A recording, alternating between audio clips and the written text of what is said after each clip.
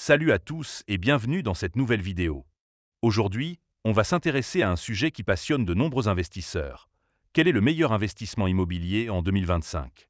Que vous soyez débutant ou expérimenté, il est essentiel de connaître les options les plus rentables et adaptées à votre profil. Mais avant de commencer, petit disclaimer important. Les informations partagées dans cette vidéo sont fournies à titre purement informatif et ne constituent en aucun cas un conseil financier.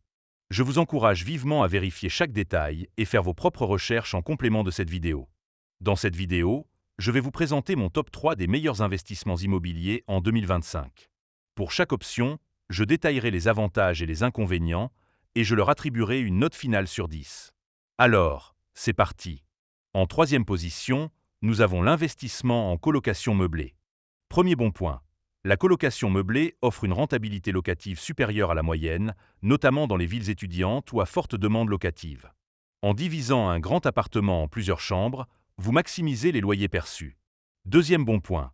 Le statut de loueur meublé non professionnel, LMNP, permet de bénéficier d'une fiscalité avantageuse avec la possibilité d'amortir le bien et le mobilier, réduisant ainsi l'imposition sur les revenus locatifs. Troisième bon point. La demande pour ce type de logement est en constante augmentation, notamment chez les jeunes actifs et les étudiants, assurant une vacance locative faible. Cependant, premier inconvénient, la gestion d'une colocation peut être plus complexe, nécessitant une attention particulière à la sélection des locataires et à la gestion des relations entre eux. Deuxième inconvénient, certaines villes imposent des réglementations spécifiques sur la colocation, notamment en termes de surface minimale par occupant, ce qui peut limiter les possibilités. Note finale, 8 sur 10.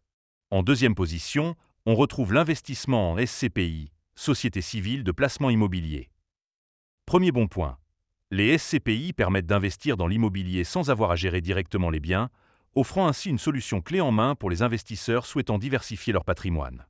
Deuxième bon point. En 2024, le rendement moyen des SCPI était de 4,72%, avec certaines atteignant jusqu'à 7%, ce qui est attractif pour un investissement passif. Troisième bon point. Les SCPI offrent une diversification géographique et sectorielle, réduisant ainsi les risques liés à un investissement immobilier unique. Cependant, premier inconvénient, les frais d'entrée peuvent être élevés, généralement entre 5% et 10%, ce qui nécessite une vision à long terme pour rentabiliser l'investissement. Deuxième inconvénient, la liquidité des parts de SCPI peut être limitée, rendant la revente plus complexe en cas de besoin rapide de liquidité. Note finale, 8,5 sur 10. Et enfin, en première position, nous avons l'investissement locatif dans les villes moyennes à fort potentiel. Premier bon point. Des villes comme Angers, Saint-Étienne ou Poitiers offrent des prix d'achat attractifs, avec des rendements locatifs bruts pouvant atteindre 7% à 8%, selon les données de Bevouac. Deuxième bon point.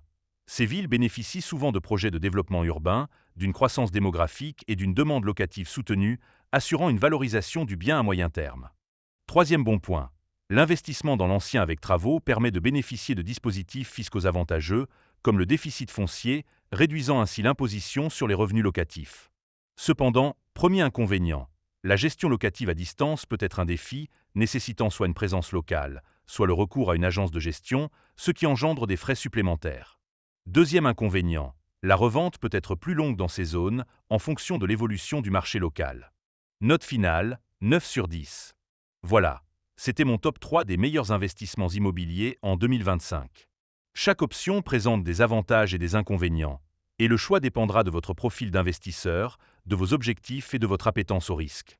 N'hésitez pas à partager vos expériences en commentaire et à poser vos questions.